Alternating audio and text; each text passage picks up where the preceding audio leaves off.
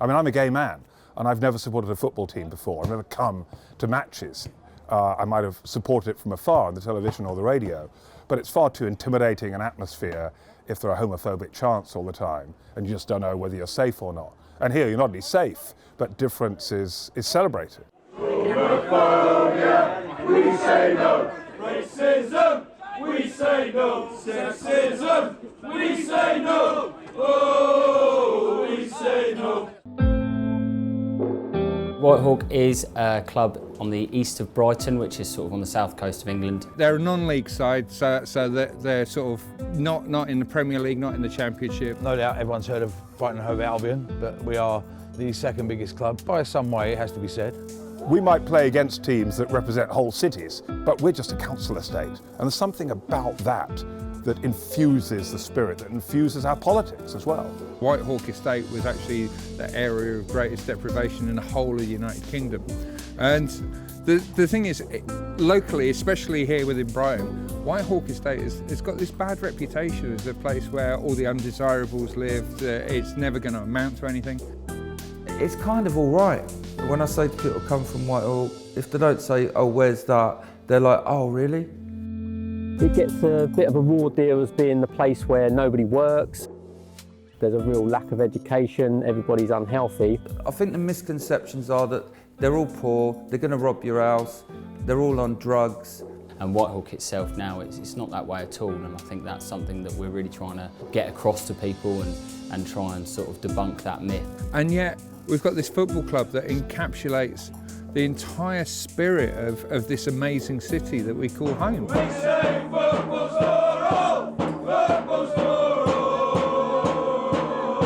I was the first trans woman to work in Premier League football because I was the club photographer for AFC Bournemouth, and I've never had a welcome like I have here in Whitehawk. The fans, I mean, they sing homophobia no, racism no, sexism no. They are so committed to the idea of equality and inclusion.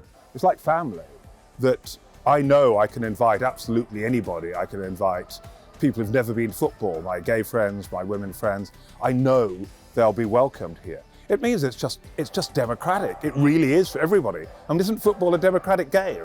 You know, we are from Brighton, and Brighton stands for inclusivity. Brighton is a very unique place. Whitehawk FC is probably the friendliest place to come, really. You know, everyone's just welcome. I'd simply say it's the most friendly place that I know. When I come here, it's like home. When new people come here, they're welcome. Sometimes on the tannoy. It's just like Aussie Rules. When I first watched Aussie Rules live, I could understand why people loved it. Watch it on the telly and you think it's just a really weird game that looks a bit like a cross between rugby and football.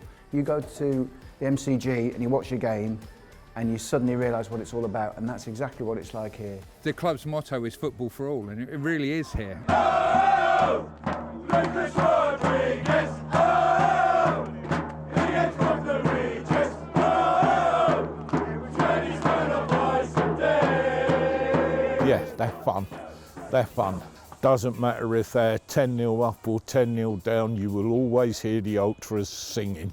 The Ultras, well, it's an ironic name. So of course Ultras in other parts of the world, like in Italy, for example, they're nasty and right-wing, and we're neither of those things. We're the opposite of that. The impression of ultras is bellies on, black outfits and serious and political and blah, blah, blah. The original ultras were three men standing at the back of the stand singing these mad songs, getting their keys out for corners and key moments and all that. Everyone's watching them really to see what they're going to say next, what they're going to do next. If there were cameras here, they'd always be on the ultras and what they're going to do. And some of the things, some of the humour that they have is great. Drinking alcohol, we say yes. It's almost like a comic troupe. I want to be your Whitehawk ultra. I want to be your Whitehawk ultra. If you took a moment to meet your mum would roll her eyes, but after she got to meet them, she would love them as much as you do. You'll never find an ultra or a fan, overtly swearing, because they'll get shouted down by the rest. Swearing keeper, swearing keeper. When a referee does something wrong, the worst we'd ever call him is a Tory. The ref's a Tory. Can you ref us every week? You say the referee's a referee. or the lino's a lino. And they'll always have a good shout at the opposition goalkeeper.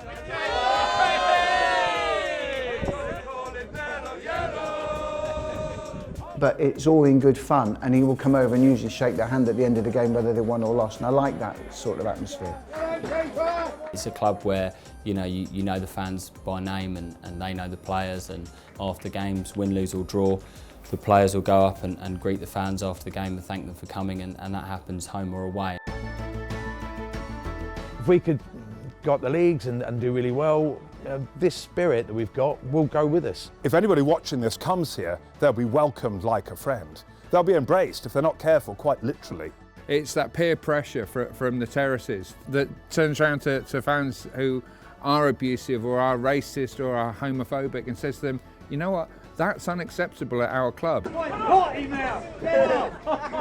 And it's that peer pressure from within the fan group itself that actually really makes the lasting cultural change that we need to see in football. We're Whitehawk FC,